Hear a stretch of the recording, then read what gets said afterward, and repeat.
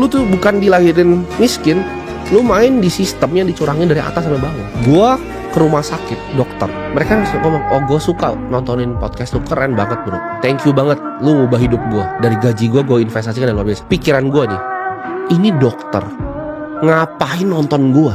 Kenapa dia nggak fokus jadi dokter? Ini profesi mulia loh, ini nyembuhin orang.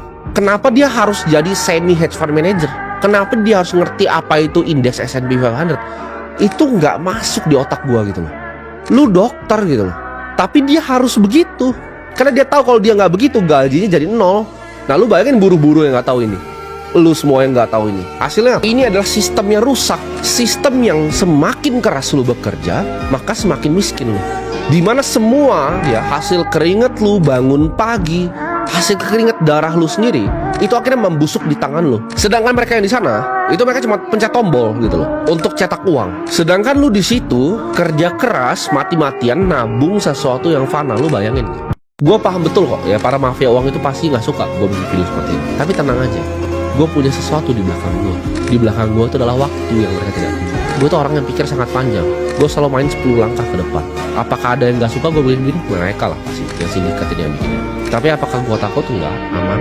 Kenapa? Suatu saat mereka semua akan mati. Jadi untuk mengganti kekuasaan itu tidak perlu diambil langsung. Untuk ngubah gamenya gue nggak perlu langsung dobrak gini. Biarin aja dulu begini, gak apa-apa. Tapi di saat mereka semua ini sudah mati, sama waktu, matinya sama waktu, bukan sama gue. Makanya kadang gue bikin video-video seperti ini, gue gak ngomong ke semua generasi. Sorry nih buat yang 40-50. Gue lebih pengen ngomong ke yang 15, 20, 25. Karena ini akan jadi generasi yang bareng gue dan gantiin depan. Kita punya konsensus yang sama, uang yang sama yang kita mau pakai itu mati semua. Ketika generasi ini udah jadi generasi penerus, gue akan di situ bikin sistem moneter yang fair. Uangnya tuh gak bisa cetak sembarangan, uangnya fix. Dan kalian semua udah tahu uangnya di sini apa.